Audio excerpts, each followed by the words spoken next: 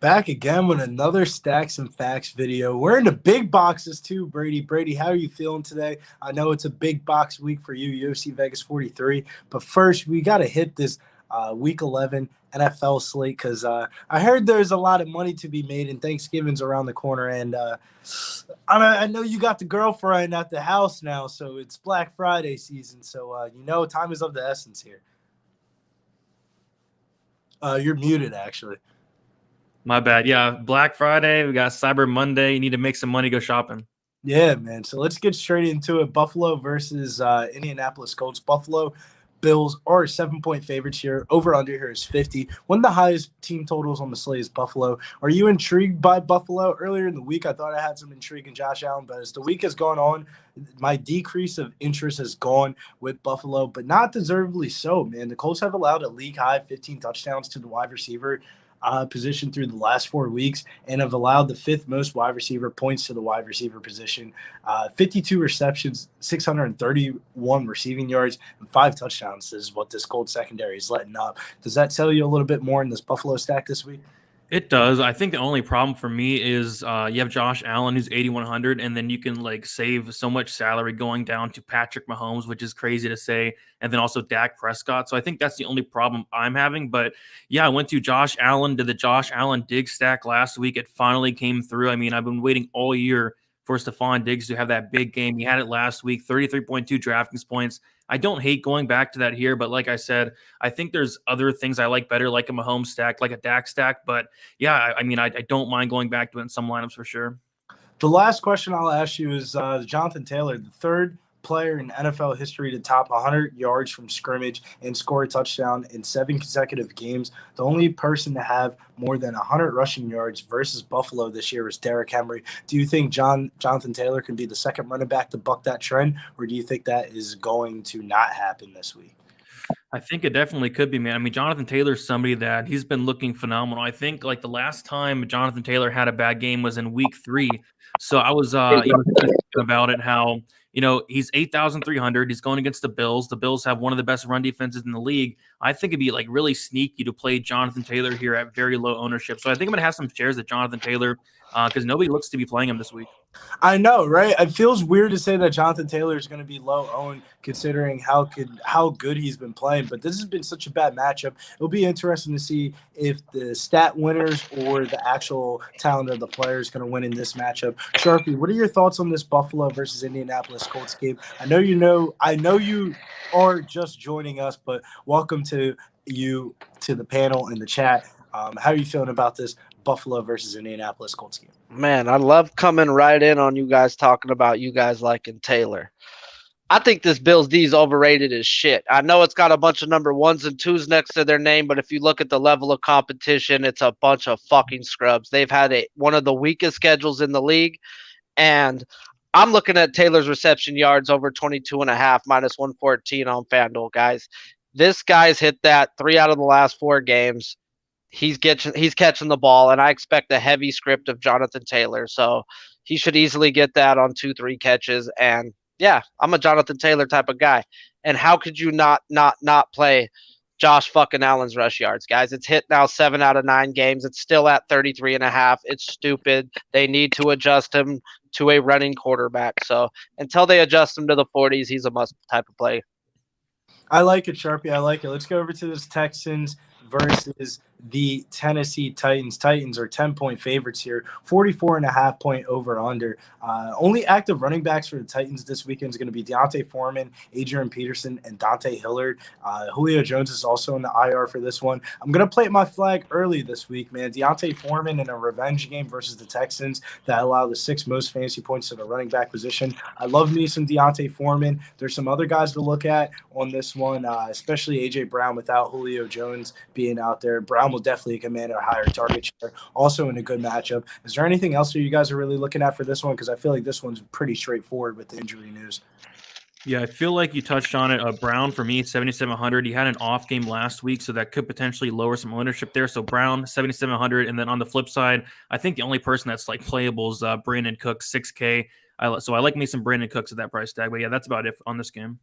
Yeah, I was also looking at Brandon Cooks. That would be the only Texans player that I would look to run it back with. I don't know how much of an onslaught of a stack that I'm going to have in this one. It really feels like a Deontay Foreman week for me. We talked about it on Wednesday, how he kind of looks Derrick Henry-like. Me and Sharpie are actually watching the game against the Saints, and we're talking about actually laughing, smoking, getting high, just like Sharpie was just right there, talking about, is this Deontay Foreman or is this Derrick Henry? Because I can't tell the difference. They both big – colored gentlemen in that jersey that have dreads, so it's very hard to tell the difference. Sharpie, what are you looking at here for this one?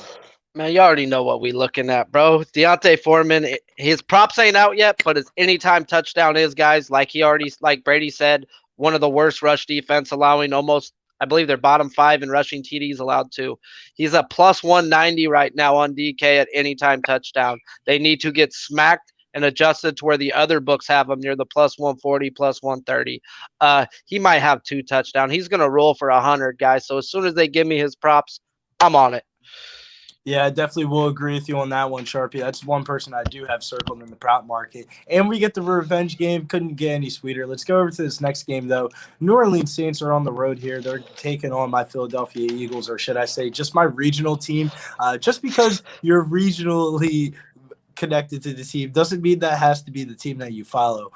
Philadelphia Eagles are 2-point favorites over the New Orleans Saints. I was actually pretty shocked at that line. Over under here is going to be 43.5. Alvin Kamara is listed as questionable. Did not practice Friday. Status is in question. I think it's in doubt for Sunday. I don't think Alvin Kamara is going to play, in my personal opinion.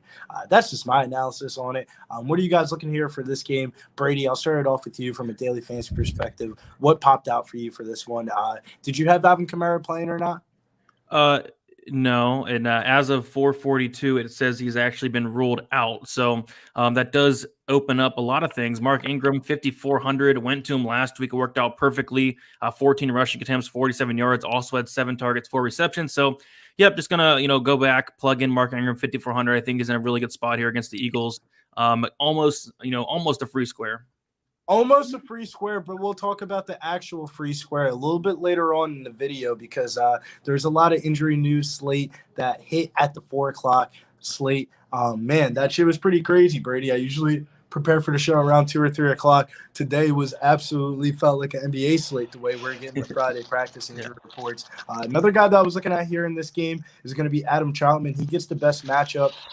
Eagles tight ends have not been guarding the tight end position very well. Adam Troutman connected with Melvin Gordon this week is where I'm looking at. And then Darius Slay has been one of the best cornerbacks in the league this year. So a guy like Deontay Harris is a guy that I'm really looking at, $4,200, $5,400 on Fanduel.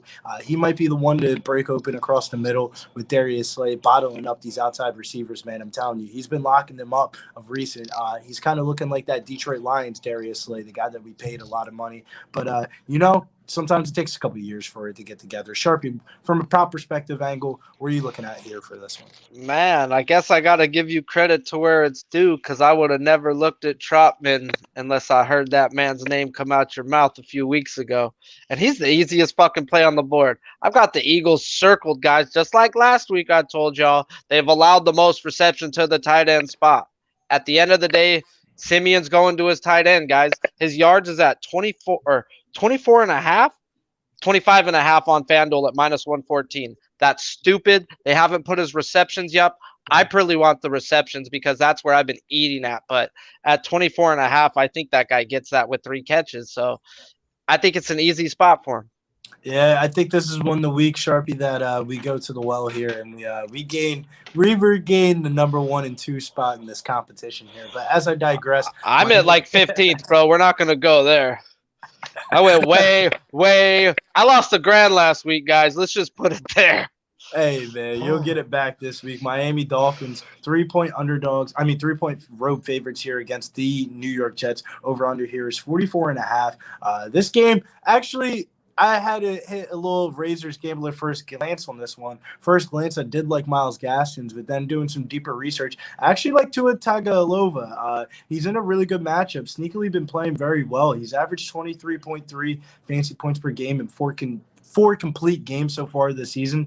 Jalen Waddle so far this season, $5,600 on DK, $6,700 on FanDuel. He ranks 6th in the NFL in receptions in 2021 so far, with 60 catches for 557 yards and 3 touchdowns so far this season. Currently competing with Anquan Bolden's single rookie reception record. Jalen Waddle is right on track to compete with that one. And then Mike Gesicki, bad fantasy production last week, but he led the team in targets. It was actually the first time he's went catchless since week 6. So what are you guys looking at here for this one? Is there anything that really popped out to you? Because I didn't really talk about anything on the Jets side of the ball.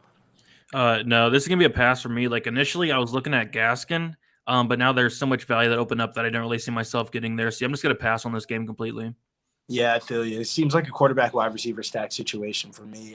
Maybe some two at low ownership, but maybe you might not even have to get there this week. I think that quarterback is a pay up spot this week. Sharpie, what are you looking at though? Pretty much all the same thing you guys said, but no one brought up the fact that the worst person to ever start a game in the NFL is going to be playing for the Jets next week, guys. Joe Flacco. I didn't say anybody about the Jets. I didn't even say Marco Carter. Okay, that's that. I can't even look towards anybody but one person on the Jets, and you've got to have balls to play it and go way back to Joe Flacco times, guys. It's a Crowder day, guys. That's the only spot that's going to see action from Joe Flacco. He drops back 2 steps and right there, quick slant every damn time. He ain't going no farther than 7 yards down the field, and I think it's a reception day for Crowder. I won't have the balls to play it. I hate Joe Flacco. Yeah. On the other hand, we talking about Gaskins. He's had 12 to 20 carries in 4 straight games. Shout out to the boss man, Slaughter. He was on his carries last week. And I think it's another spot to look at. They haven't put his carries out yet, but I expect the Dolphins to be winning this game. I expect them to win it by a lot. Do I know if he gets over 45.5 yards? I don't know, but I think they're going to give him the ball more than 12 times on the ground. And I would be looking towards Gaskins' attempts over 12.5. I like it, Sharpie. That is a very sharp angle. No pun intended. Washington football team, 3.5-point underdogs versus the Carolina Panthers that are going to be starting Cam Newton, but PJ Walker will be getting some attempts, obviously because Cam Newton can't throw the ball down the field. But as I digress, 3.5-point favorites here for the Panthers. Over under here is 43. Brady, I'm gonna go to you, man.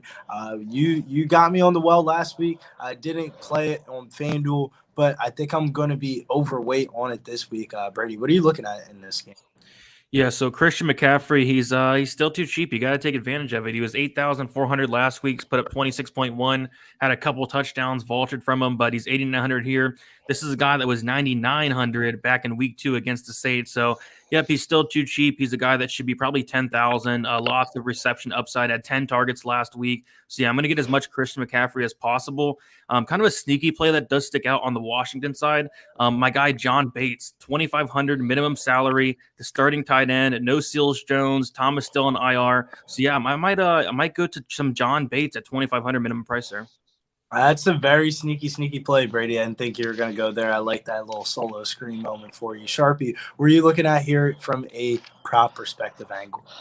Pretty much the damn same thing he said, and I played it last week with McCaffrey over 106.5 rushing and receiving. They still ain't adjusted, guys. He's at 115 right now. 9 yards ain't enough for a guy that's Christian McCaffrey. He's 100 and 100 at any given moment in an NFL game. So we're going to play him over 115.5 yards at minus 110. And then we're going to bank that right back with a over 14.5 carries at minus 135. They haven't gave him more. They've gave him 13 and 14 carries the 2 games back. They've been working him in. The game scripts have been blown away too. This game is projected to be closer. I expect full 80 to 100% McCaffrey. It's his 3rd game back. It's go time. It's time to cash in with him. Yes, that is a Kobe Bryant fat hit, and yes, we're going to cash some Christian McCaffrey tickets. But next game here is going to be the San Francisco 49ers, 6.5-point road favorites here over the Jacksonville Jaguars, man. Over under here is 45.5. One of my favorite games to attack on the week here. Big injury news on this one. Eli Mitchell is going to be listed as doubtful for this one, and I like me some Jeff Wilson this week, man. $5,000, $5,100. I think he might be the potential free square that nobody's going to really get onto this week. he'll get some ownership, but not enough ownership. I love me some Jeff Wilson. He absolutely smashed last year with vulturing touchdowns, and I think this is the week to go back to him. Also, Deebo Samuel, who was heavily involved in the running back game on that primetime slate, definitely will not go without notice for me because I'll be having some Deebo Samuels after that production that we saw last week. $7,800 on DraftKings, $7,600 on Fanduel. I know it is not the you got to think of him as a running back, man, because he was getting some running back touches, and he was basically using the passing game and the running back attempts too. George Kittle also stood out to me, $6,300, $6,800. He could be a price count discount off of Travis Kelce this week, who could be pretty chalky, and I kind of like the ownership leverage with George Kittle this week. But Brady, do you agree, disagree? Is there anything else that you're looking for in this game?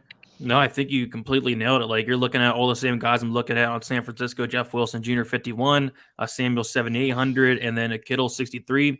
One guy I'll throw on the Jacksonville side is Dan Arnold. That went to him last week. He was 3,500, put up 13.7. Was very happy with that. They did price him up 600, but I don't mind going back to him. Not my favorite tight end in the world this week, but I think he's somebody that I could consider. Yeah, I think I'm going to go back to the well with Jamal Agnew. He averaged 10.9 PPR points in 4 out of his last 5 games and 5+ targets in all of those matchups. He would probably be my preferred run back. I don't know why I have a hatred against Dan Arnold. Maybe because it was that I don't know. I don't know what my personal vendetta is against Dan Arnold, but I ended up never playing him. Sharpie, what are you looking at here from a prop perspective angle? Shout out to the chat. Smash a like if you haven't. It's Friday night. I'm going to smash 2 BBWs and not call them back for 3 weeks, guys, because that's how I get down. So this one right here, I'm going to talk Brady off. Hopefully. I cashed with Dan Arnold last week, been cashing. And I'm going to wait till Sunday morning and bet my first under of the year on Dan Arnold's receiving yards. Here and why. I was looking at playing Dan Arnold over, guys, obviously, because he's been money to me. Then I came across the 49ers are number 2 in the NFL versus tight ends, allowing only 294 yards. Yikes. So I expect Wagner and those San Francisco 49er linebackers to keep doing what they've been doing, and that's covering tight ends. So I'm going to fade that, and I know a lot of people are going to be looking at playing Arnold because he's been nothing but money, and he gets those looks and targets. But if you look at last Monday night, how'd that tight end spot do? It got – so, yeah, we looking at fading Arnold this week for my first underplay of the year. I like it, Sharp. You got to throw in the unders. It's starting to get to the time of the year where overs aren't always over this week. And one more thing, though, before I forget, they're not offering James Robinson's props, but his anytime touchdown is plus 130. He scored in 5 straight fucking games, guys. If he didn't get hurt in the one game where he didn't play for a series, he scored a damn touchdown. I don't see why you shouldn't play it. It should be at a minus number, not a plus. I like that, Sharpie. Good angle. Detroit Lions here, 12-point underdogs. I don't even know the name of the starting quarterback this week, and it's not Jared Goff. I couldn't even tell you who this guy is. And the Cleveland Browns are going to be 12-point favorites here. Nick Chubb has been activated off the IR this week. I'm going to go to Brady here with this one. Brady, what are your inclinations and leans here? Are you looking to pass here? Yeah, I think I'm just looking at both running backs on each side. We see that Nick Chubb 7,800. I guess the only concern for a DFS standpoint is the fact that he's not going to get a lot of catches and all that. But going against Detroit, which is like one of the best matchups you could possibly ask for, they're going to give him a ton of carries. We saw what he did. 2 games ago when he had 14 carries, 137 yards, averaged 9.8 yards per carry. He's a beast. Great matchup, so I don't mind some Chubb. And on the flip side, I think DeAndre Swift is interesting. Williams is questionable. If Williams does play, I still don't hate Swift. But if Williams is out, I think Swift's a very solid play at 7K. We saw last week that the dude had 36 touches, which is unheard of. So I'm going to be looking out to see if Williams does play. If he does not, I'll be on Swift. If Williams does play, I won't be as high on Swift. Yeah, you're telling me a little bit on DeAndre Swift, and I think Sharpie was already on it. Sharpie, where are you looking at here from a prop perspective angle? I just shout out the Big Show and the Lions, but I called that shit last week. I said Swift was going to have the game of his fucking life, and he did. Glad I got a little money out of it. But this one right here, guys, it's straight up like you said. I'm going to run Chubb and Johnson's rush yards over. Chubb's going to get the fucking first work. They're going to get up by 20, 21, and Johnson's going to come keep cleaning house because the Lions suck. So, yeah, we're going to take both Cleveland running backs over with their rush yards. I like it, Sharpie. Green Bay, 1.5-point road favorites here over the Minnesota Vikings. Minnesota Vikings here, 1.5-point underdogs at home. Over under here is 47. This one, straightforward, man. Aaron Jones isn't going to be in this one. You know what we talked about on Wednesday, cover boy, the video, A.J. Dillon. He's going to get the expanded role without Aaron Jones being out there. Absolute A.J. Dillon smash spot, regardless of the matchup. Devontae Adams also as well. Brady was talking about how his price tag was way too cheap, $8,400 on DK and FanDuel, way too cheap this week. We'll agree with Brady on that one. Brady, what are you looking at here specifically? No, it's those two. I'm going to be very, very high on Dillon. We see what he does even when Jones is playing. Now Jones is out, the backfield to himself for the most part. So yeah, Dillon 6,200, and then like you said, Adams is way too cheap here, especially with no Jones. I feel like Adams is going to get maybe 20 targets this week. It's going to be crazy. So yeah, I do love Adams a lot. Any sentiments for any Minnesota Viking players? Not really, to be honest. I think Jefferson's always in play, but just don't really have a ton of interest in him. Yeah, if I had to pick under my head a Vikings player to run it back with, I guess I'd be inclined to run it back with Dalvin Cook, but not really, though, because I don't want to play Dalvin Cook over A.J. Dillon. So I don't really like playing two running backs in the same exact game, kind of a negative correlation. But Sharpie, what are you looking at for this game from a prop perspective angle? Well, we know A.J. Dillon, guys. He's at 80.5 yards. That's already bumped up higher than what Jones would be, and they're expecting A.J. Dillon to get 100% of the work. That's not how Green Bay works, guys. They always run two running backs. Whether it's 70-30, 60-40 split, there's always a good split. And there's this little kid named Patrick Taylor sitting out there who got 2 carries for 7 yards after Jones went down. I expect him to get the Dillon workload. I expect him to get 8 to 10 carries this game. And, yeah, he's going to cash his prop. They haven't gave me the number yet, but I expect it to be 15, 16 yards. And I expect him to get that. Dillon's got to breathe, guys. I like it, Sharpie. I'm probably going to hit his anytime touchdown prop. I definitely think he might find the back of the end zone. And maybe a little receiving yard prop because he vultured my fucking Aaron Jones prop against the Kansas City Chiefs. So, he owes me a couple of dollars. We can call it even. You get the DFS win, the bet. We can call it even. That might be a degenerate off-the-board play that I don't tell anybody that I play unless you're in Discord. But that's the reason why you need to be in the Pub Sports Radio Discord. But last game here in the 1 o'clock slate, Baltimore Ravens, 6-point road favorites here over the Chicago Bears. Over under here is 44.5. But don't shy away too much. This game is actually a game that I actually had a lot of fancy interest in. Over the last 4 weeks, the Bears have allowed a league-high 22.8 points per game to opposing quarterbacks, which is the second lowest blitz rate percentage too, which is all the things that you don't want to see when you're playing up against a guy like Lamar Jackson. Marquise Brown also gets a good matchup. The Bears defense has allowed 12 touchdowns to the wide receiver position in 9 games so far this season. And then also looking at my young boy, the rookie, Rashad Bateman season, baby. A solid 28 targets over the last 4 games for Bateman. He's been everything sold out to be. Yet to have that monster breakout game. Could definitely come this week. $4,600, $5,800. Mark Andrews also, too. He has seen no fewer than 5 targets in any game so far this season. And he's had 5 or more receptions in 7 out of his last 9 games. So this seems like a great spot for this Baltimore Ravens team. If I had to pick back a run back player for the Chicago Bears, it would be Darnell Mooney. He's had at least 6 receptions or 64 yards or a touchdown in 3 out of his last 4 games. So this is the summary of my game for this one. Baltimore, Chicago, late added stack for me this week. Brady, am I selling you a little bit here?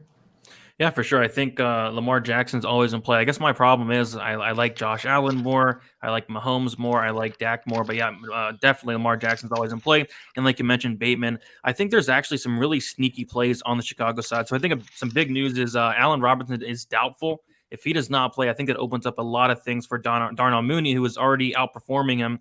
He's 5,200. Then also, I think a sneaky tight end would be Cole Kmet, who's 3,400. So those are kind of the 2 guys I'm looking for on the Bears side. Sharpie, are you looking to hit this game from a prop perspective angle after hearing some statistical numbers? I already did some statistical numbers, and Brady touched on those statistical numbers, Mr. Fancy Schmancy Words. I didn't go to college, but whatever. We looking at Cole Kmet, guys. He's over 3.5 receptions as at -143 at MGM. 3 out of the last 4 games he's hit that. He's also hit 3 out of the last 4 yards on it. 3 out of the last 4 games on his yards. So pretty much parlay his catches up with his yards, and the guy's gonna get it, guys. So let's go Cole Kmet time, baby. I like it. I like it. You guys are selling me on my boy Cole Kmet. You know, Go. he's burned me a couple of times. But before we get into the last 3 games of the 4 o'clock slate, quick shout outs to the sponsors over at Manscaped. Make sure you use promo code Puff Sports Radio when you're looking to get yourself a, lawnmower 4.0. You know, it's holiday season. Christmas is right around the corner. Thanksgiving is next week. It's about time to do that Black Friday shopping. So make sure you head over to Manscaped. Use promo code Puff Sports Radio for free shipping on your checkout.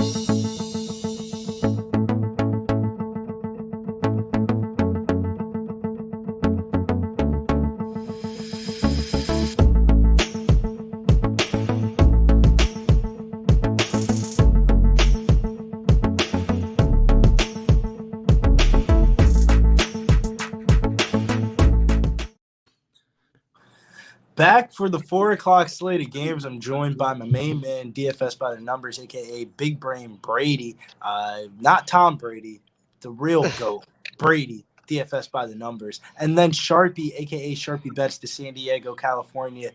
Weed man / your favorite trappers, rapper. But as we get into this Cincinnati Bengals versus Las Vegas Raiders game, hopefully I gave you guys enough moments to stall to get your notes up for this one, because this is a game that's going to be very, very, very, very high scoring. Over under here is set at 50.5.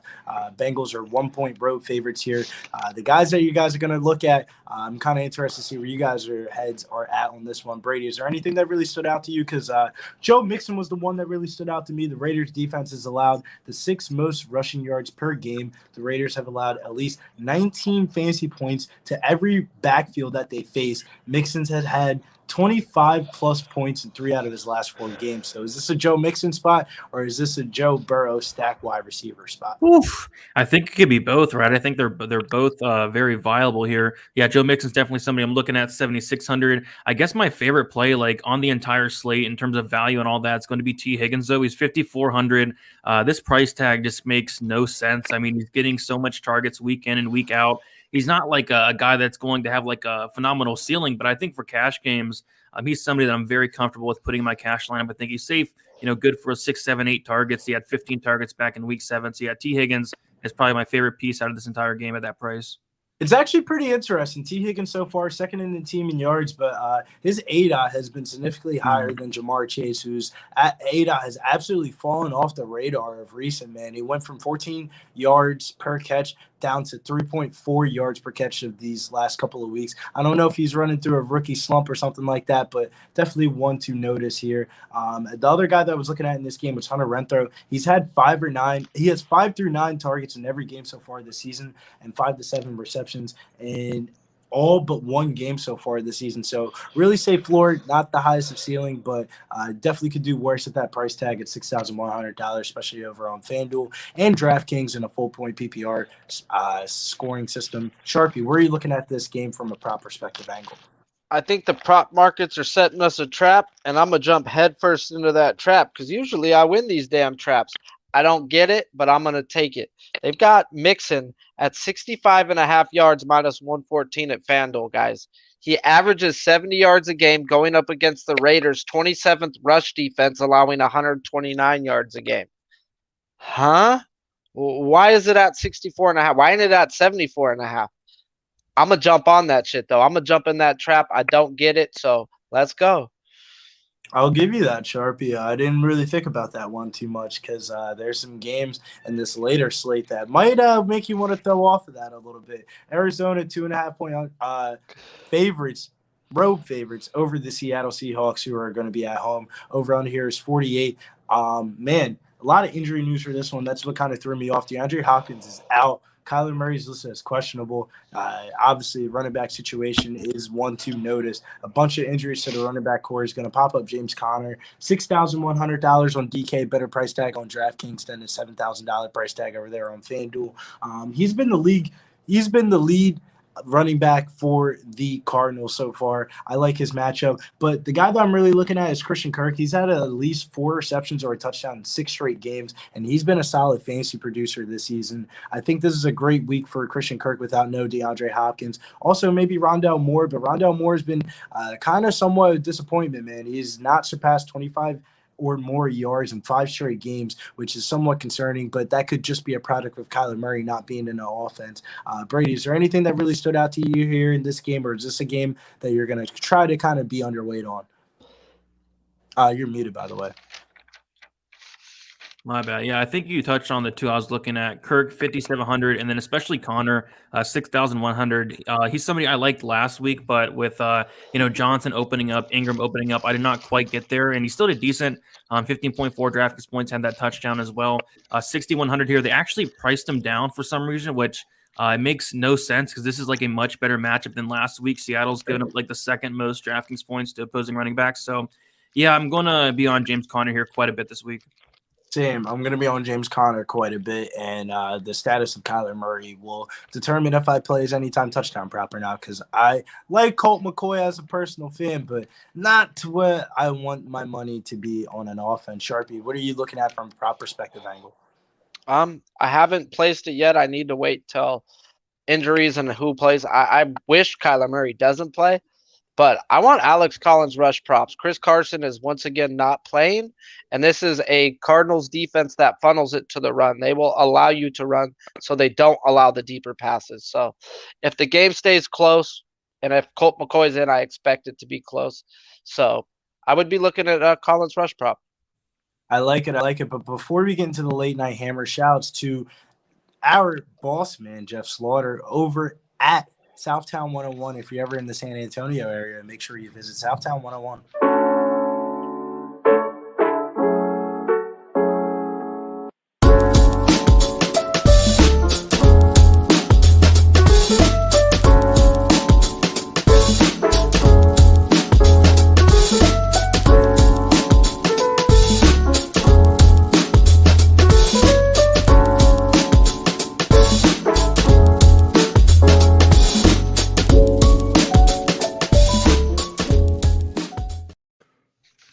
You know what they say, sometimes you save the best for last, and this is definitely the best game of the slate. Dallas versus Kansas City. Man, where do we even start with this one? I think we're going to start at the injury news. 4 o'clock Eastern time today, Amari Cooper was officially put in the COVID IR. So that's going to make Michael Gallup the absolute superb chalk on this slate at $4,200, $5,600. But Brady, what are you looking at here from a stack perspective? Because ownership is going to be key here for this game.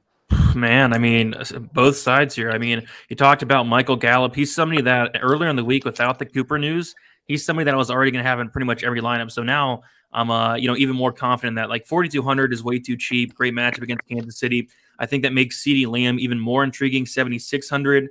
Just a phenomenal matchup, phenomenal game here. So yeah, don't mind some Dak stacks, double stacking it up. I think Dalton Schultz at tight end, 4,600, a little expensive, but I think he's in a great spot as well. On the Chiefs side, Mahomes, Hill, the two guys I'm looking at stacking here. Don't hate some Kelsey. I feel like I'm going to be looking to paying down at tight end though. So on the Chiefs, it's probably going to be Tyreek Hill there at 8,200.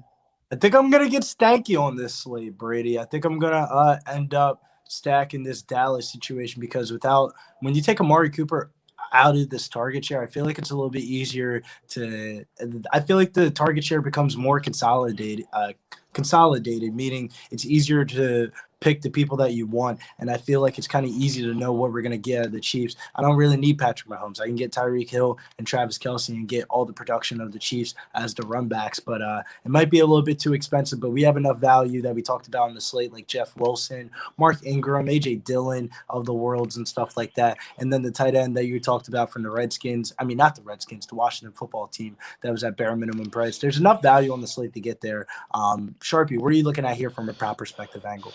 Man, I must have been getting stoned watching that Yale basketball game and missed the Cooper news. So Damn, I was already looking at Zeke Elliott over 93.5 rushing and receiving yards to combined. So I love it even better with that. And Dak Prescott over 2.5 touchdowns. It's at plus 165 on Caesars. Average is about plus 150. I see the Dallas Cowboys just running it up on the Chiefs. I may be wrong, but I don't think the Chiefs hang in here.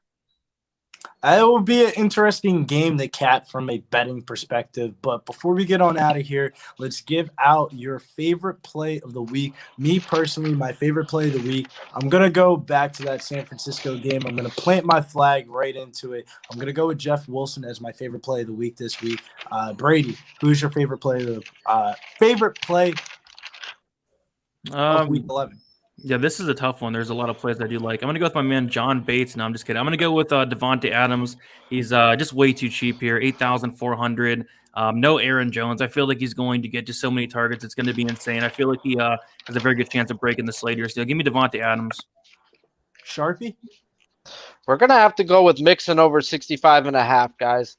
His average is 70 yards a game, and he's going up against the 27th worst rush defense, allowing 129 yards a game. Bengals all day. Joe Mixon all day. Don't hit a woman. Hit your bookie. Let's go. As for me, you can follow me over on Twitter at Getting Bills. Till next time, we're going to get on out of here. You can follow Brady over at DFS by the Numbers. Make sure you check out his UFC Vegas 43 after weigh-ins live stream that goes off in about 20 minutes. So thank you, Brady, for always joining us on Fridays. And Sharpie, you can follow Sharpie over at Sharpie Bets. But until next time, or I should say next Wednesday, which will be the Thanksgiving Day episode. Gobble, gobble, gobble, gobble, gobble. It's going to go down here on Pub Sports Radio. It's why you hit the bell notification so you get notified for all of our live videos. If you made it this far, hit the like button. See you till next time.